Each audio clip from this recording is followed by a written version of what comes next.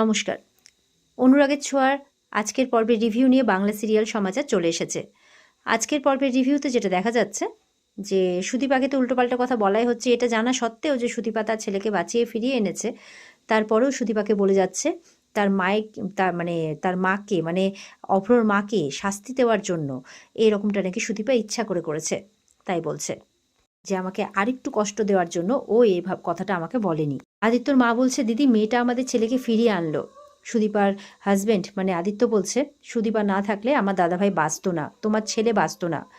ওই সুদীপার বাবার বাড়ির ওখানে দাদাভাইকে অজ্ঞান অবস্থায় পাওয়া যায়। তখন সুদীপাই তাকে হসপিটালে নিয়ে গিয়ে তাড়াহুড়ো করে ভর্তি করে, এমনকি নিজের রক্ত দিয়ে দাদাভাইকে বাঁচিয়েছে। কথাটা বড় মা শোনার পরেও সুদীপাকে বলছে, ও আচ্ছা আচ্ছা, তাহলে কি করব? হাত জোড় করবো? আচ্ছা, অনেক উপকার করেছো তুমি, আমার অনেক উপকার করেছো। মাথা ঝুঁকাচ্ছে। আচ্ছা, পায়ে পড়বো তোমার? এই বলে পায়ে হাত দিচ্ছে। সুদীপা বলছে, কেন করছেন আপনি আমার সাথে এরকম? কি করেছি আমি বলুন তো? তখন সুদীপার পিসি বলছে, জোরে নয়, আস্তে আস্তেই বলছে, আচ্ছা নিমো খারাপ মহিলা, তারই ছেলেকে বাঁচিয়ে আনলো আমার মেয়েটা, আর তাকে এরকম উল্টোপাল্টা কথা বলে যাচ্ছে। অভ্র তার মাকে বলছে, আমি ফিরে এসেছি এটা তোমার কাছে বড় কথা নয়, তুমি ঠিক না ভুল সেটা তোমার কাছে এখন বড় হয়ে দাঁড়ালো। আমি ওকে বারণ করেছিলাম, ওর কথা রেখেছে, ও আমার কাছে অনুমতি চাইতেই গিয়েছিল। তখন আদিত্যর মা বলছে, সুদীপাকে তুমি ভুল বোঝো না, সুদীপা মেয়েটাকে তুমি এখনো চেনো না ভালো করে। আদিত্যর মা বলছে।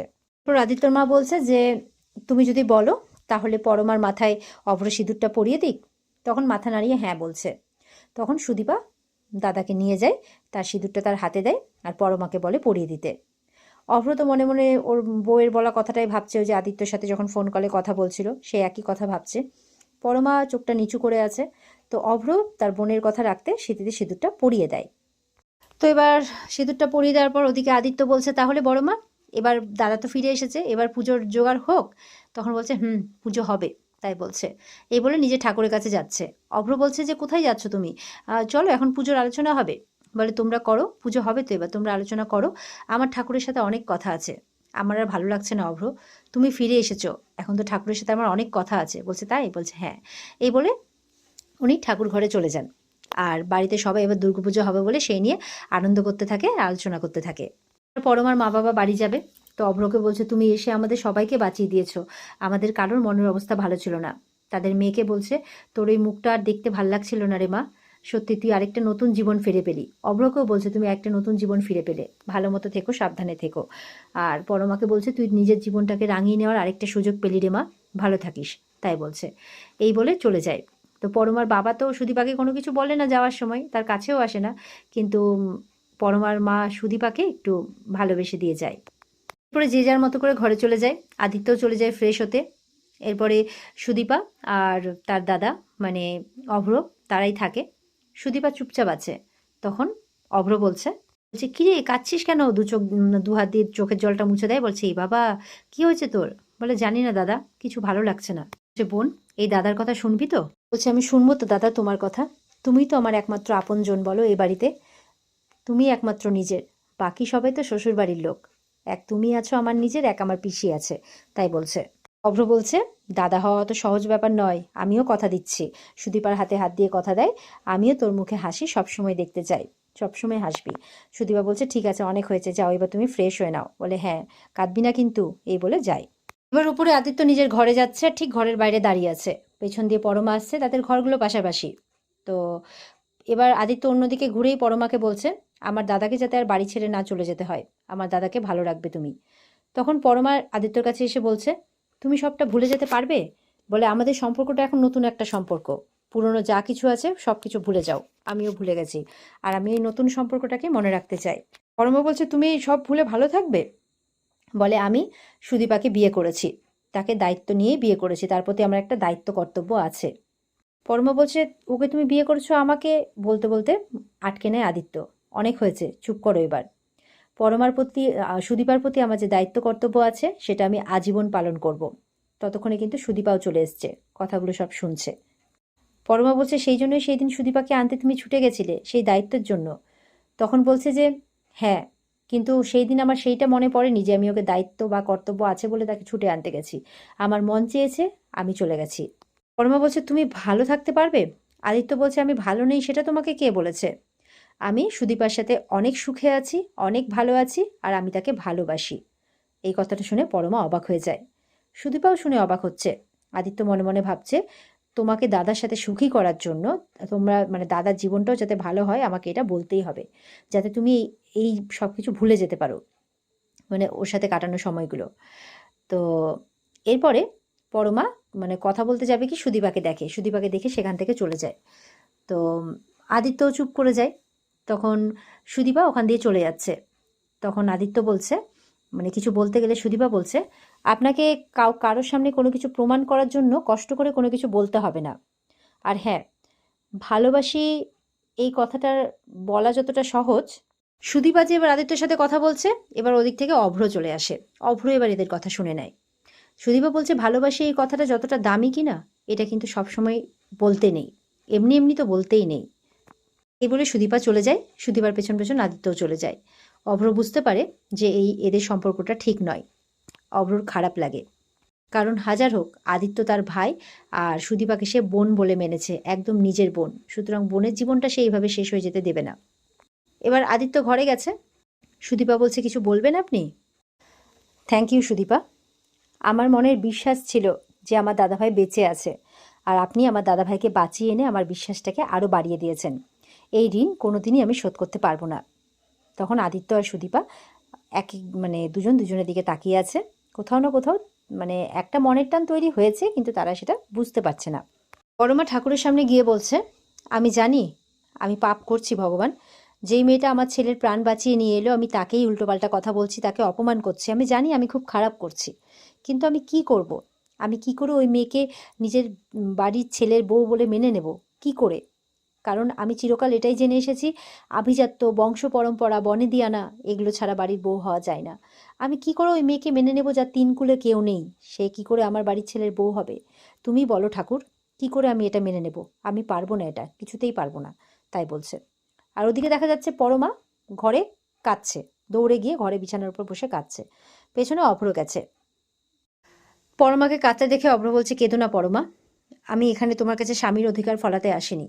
পরমা বলছে, সেই জন্যই বোধহয় চলে গিয়েছিলে, বলো না, তাহলে আর স্বামীর অধিকার ফলাতেই হবে না, সেই জন্য চলে গিয়েছিলে তো?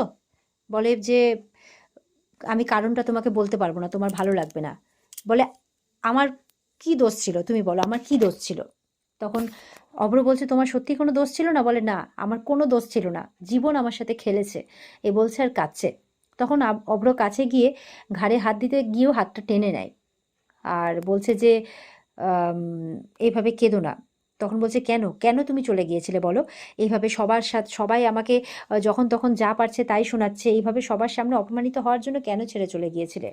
তখন বলছে যে, হ্যাঁ, আমি ইচ্ছে করে ছেড়ে চলে গিয়েছিলাম, যাতে তোমাকে আর অন্য কষ্ট সহ্য করতে না হয়। আমি তোমাকে অপরাধী বানানোর জন্য ছেড়ে চলে যাইনি, আমি ছেড়ে চলে গিয়েছিলাম যাতে তোমাকে আর কেউ কোনোভাবে কষ্ট দিতে না পারে। তবে আমি আজকে যে ফিরে এসেছি, সেটা শুধুমাত্র ওই মেয়েটার জন্য, যে মেয়েটা আমার সাথে রক্তের সম্পর্ক গড়ে তুলেছে, আমাকে দাদার বলে ডেকেছে। তবে দাদা বলে যখন ডেকেছে আর তাকে যখন আমি বোন মেনেছি, তখন সেই বোনের চোখে জল আমি কখনো সহ্য করব না, আর বোনের অপমান আমি কখনো সহ্য করব না। এই বলে সে ঘর থেকে বেরিয়ে চলে যায়। পরমা কাঁদতে থাকে, আমি কি করব, আমার কি করা উচিত?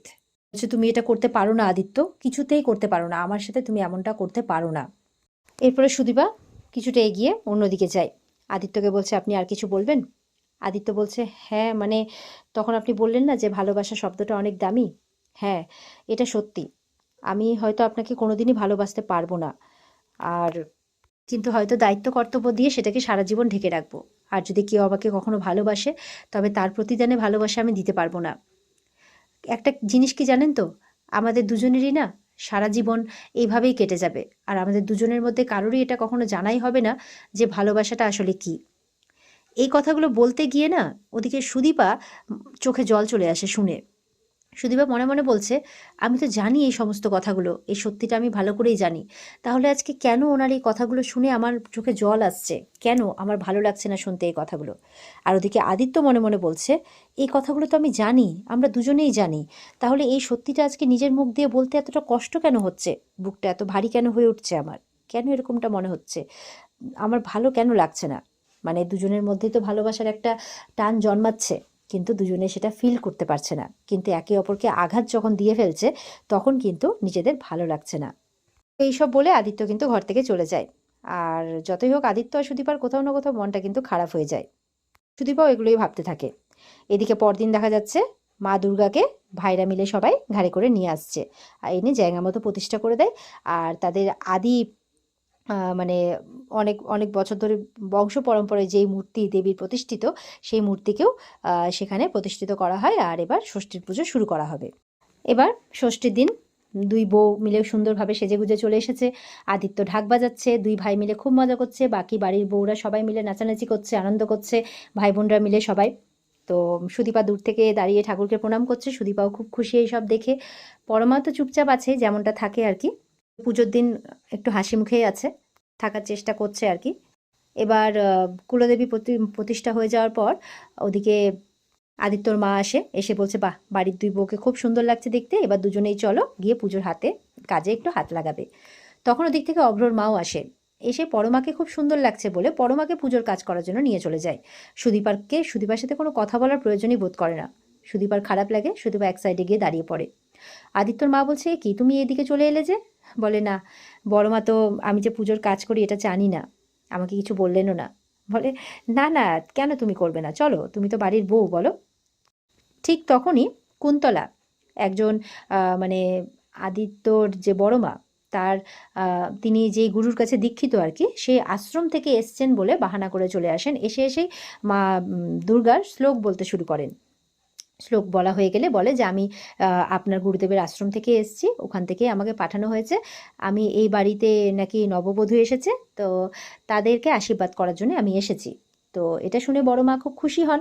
এবার কুন্তলা এমনটাও বলে, আমি এই বাড়ির বউদের ভাগ্য নির্ধারণ মানে ভাগ্য ভবিষ্যৎ বলতে এসেছি, ভবিষ্যৎ গণনা করতে এসেছি, এমনটা বলছে। আমাকে এই বাড়ির গুরুদেবী পাঠিয়েছেন।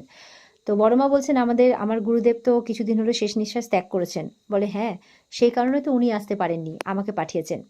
তখন সুদীপা বলছে, যিনি শেষ নিঃশ্বাস ত্যাগ করেছেন তাও কয়েকদিন আগে, তিনি কিভাবে আমাদের ভাগ্য নির্ধারণ করতে আপনাকে পাঠাবেন, মানে ভাগ্য গণনা করতে? তখন বলছে, তুমি আমাকে নিয়ে প্রশ্ন করছো মা, কুন্তলা। তো বড় মা রাগ হয়। বড় মা অভিকে বলছে, অভি, ওনার বসার ব্যবস্থা করো। আদিত্যর মাকে বলছে ওনাকে যাতে কেউ অপমান না করে, এভাবে বলছে আর কি। সুদীপা কিন্তু খুব অবাক হয়ে তাকিয়ে আছে, আর কুন্তলাও সুদীপার দিকে অবাক হয়ে তাকিয়ে আছে, যে হুবহু একদম দীপার রূপ, দীপারই মতো সবকিছু, অবিকল যেন দীপার মুখ বসানো। তবে আমাকে জানতে হবে যে এই মেয়ে কতটা কি জানে।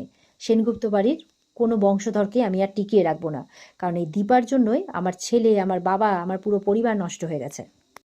তো সেনগুপ্ত পরিবাররাও কোথায় আছে, আমাকে এটা খুঁজে বের করতেই হবে, এমনটা বলছে। এদিকে বড়মা পরমাকে বলছে যে, তুমি একটু দেখে রাখো ওনাকে, যাতে ওনার খাতির যত্নে কোনো রকম কোনো অসুবিধে না হয়। আদিত্য, অব্র এরাও কিন্তু খুব অবাক হয়ে ওনার দিকে চেয়ে আছে।